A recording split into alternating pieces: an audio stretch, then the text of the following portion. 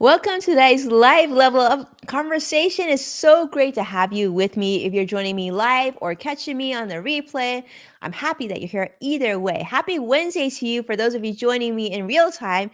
And of course, let's dive into today's live level up discussion. Welcome to Level Up with Winnie Sun.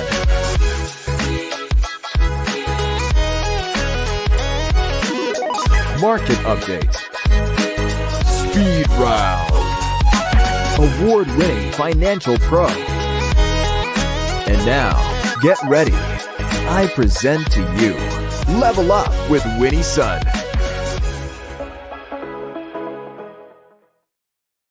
Hi, friends. I'm Winnie Sun, your host and Forbes contributor and a CNBC council member, joining you live. And of course, we're going on, I think, 8 different social media platforms. So definitely, if you don't mind jumping in, join me and say hello. Let me know how you're doing, how the weather is. A big hello and welcome to, of course, Joshua, CrossX Fighter on YouTube live.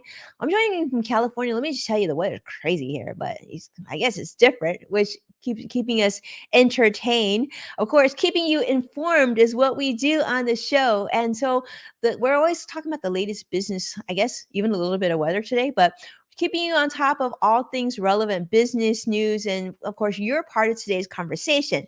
So let me know, like, how's the weather where you are at? Because here in Southern California, it doesn't feel and look like Southern California. In fact, I saw on Twitter today that just about 30 miles away in a city called Montebello, there's tornadoes. That's something new that we don't have a lot in California. So that was kind of eye-opening.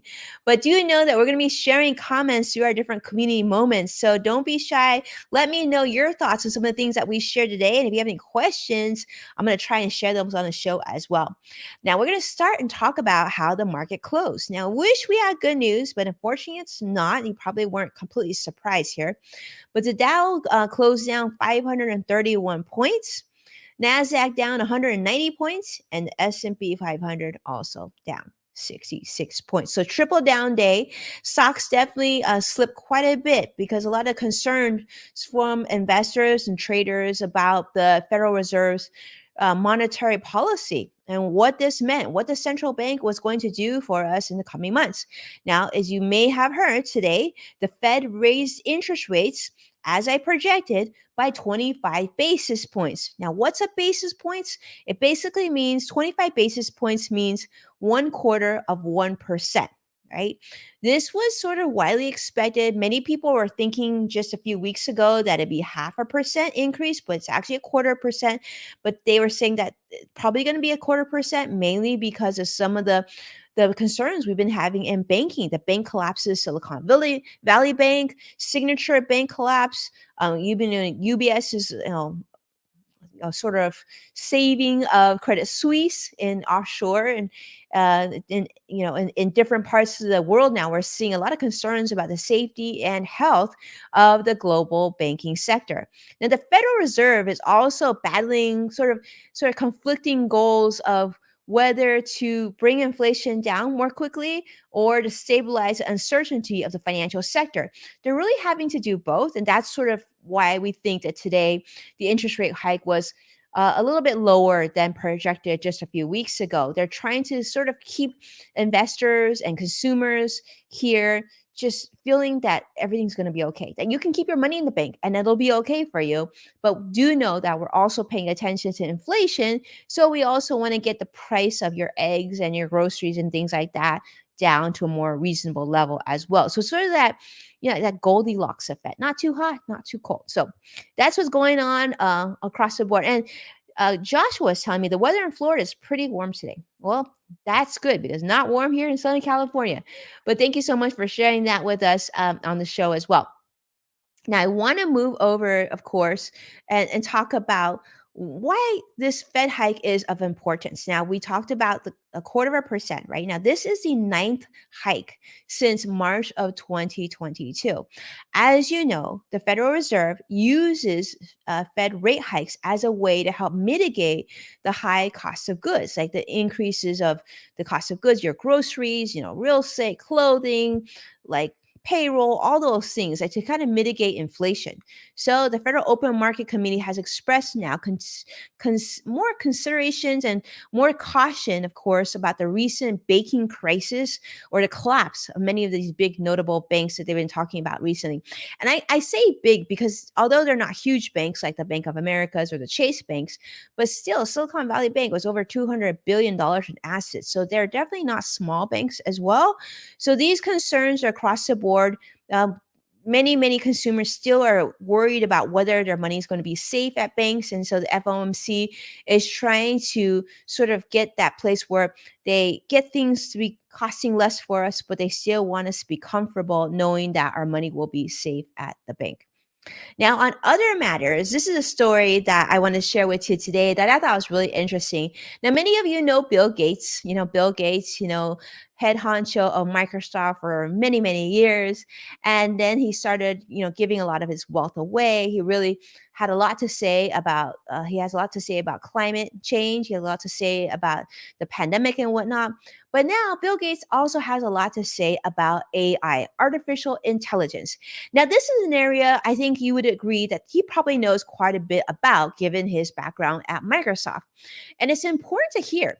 So, Bill Gates has now recently published a 7-page report and a letter about the future of artificial intelligence, named The Age of AI Has Begun. Now, this is huge. He is comparing the developments in AI to the creation of the microprocessor, the personal computer, even the internet, and even the iPhone. Or he said mobile phone. I put iPhone because, he probably doesn't like the iPhone that much.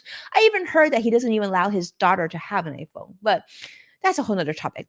But he, as you know, had previously talked about his excitements for the future of AI. And how this could be used as in education, as a tutor, or even to be able to give like sort of basic medical advice when doctors weren't available and whatnot.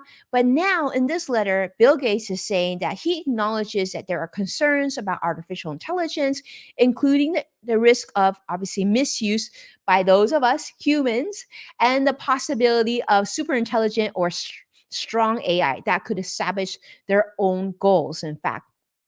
But he talks about how AI could be used both as a tool to improve our productivity and how it can improve global inequalities in the workplace, education, healthcare, amongst many other industries. Now, this is interesting because he says this is what you want to sort of think about artificial intelligence as right now. Now, if you've used artificial intelligence, if you've used some of the AI tools, maybe in design, maybe some of the ChatGPT tools, let me know in comments. Have you tried AI? Personally, I have, and I will tell you, I'm actually pretty excited about it. It has definitely streamlined my day-to-day life, and it's sort of made me a lot faster in doing the things that I have to do on repetition. And he's saying that AI could be used as a digital personal assistant. I love this digital personal assistant to enhance employee productivity, and we can integrate it into tools. Obviously, he names Microsoft Office to help manage and write emails. And actually, for those of you who have Gmail, like I have Google email, I already see some of this integrated when I'm replying to an email. I see AI sort of, you know, giving me some suggested words or phrases that I could use for my email.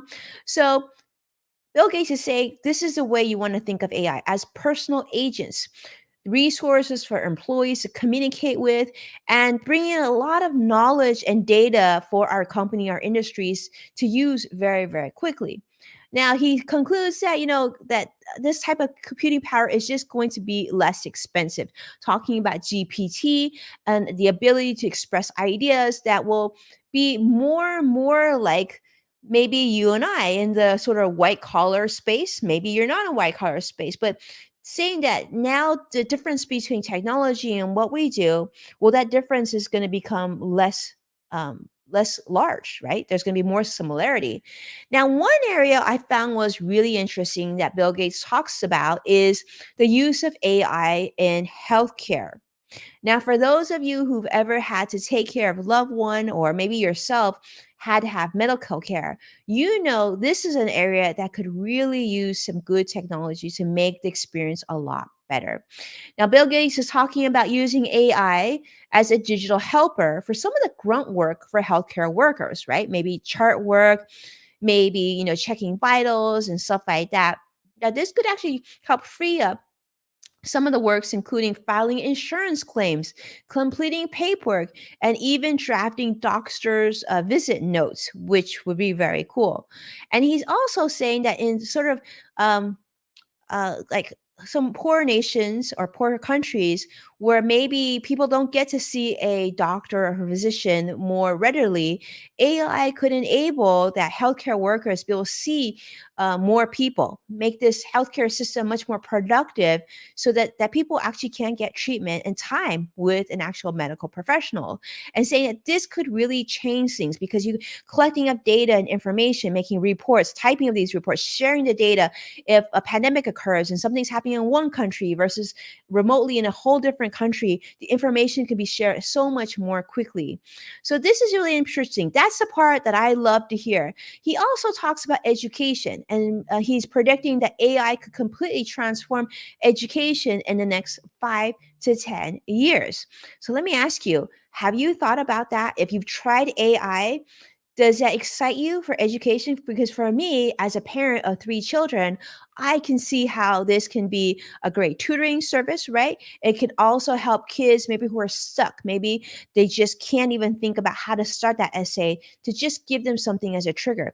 Now, this is what I thought was really, really good to hear too. He also emphasizes that although the technology isn't perfect, and we do know that children need to learn on their own, but we can't discount the value of AI and the fact that you can't just keep on creating tools to catch AI and therefore you can't use it. That's not going to work. That's sort of like a faulty band-aid. Instead, he suggested that teachers start to embrace and learn how to use this in the classroom. For example, they might let students utilize GPT to write the first draft of an essay, but then have students then personalize these into future drafts, like their own, put it in their own words. But this could be like a starting point because obviously you can't prevent people from using AI or GPT tools completely. So you're just going to have to find a way to incorporate this into your teaching. Let me ask you, what do you think about that point? Do you like that? Do you agree with that? Let me know what you think about that. All right. So with that, that's all I want to share today. I think we got a lot more tomorrow. Tomorrow, I'm going to talk a little bit about the LA Unified School District's strike that's affecting, I think, over 500,000 students here in Southern California. I'm going to talk a little bit about that. There's more to talk about the Fed, more on banking, and of course, more headlining business news. So definitely join me again tomorrow because we got a lot more to share. But for those of you, I hope that you found this information helpful. Do me a favor, like and subscribe so you can make sure you get notification on tomorrow and all our future streams. And of course, if you're able to share this on social media, make sure to tag me at Winnie Sun so I can properly thank you on the show. With that, I hope that you are well, and I look forward to seeing you again later this week. Take care now.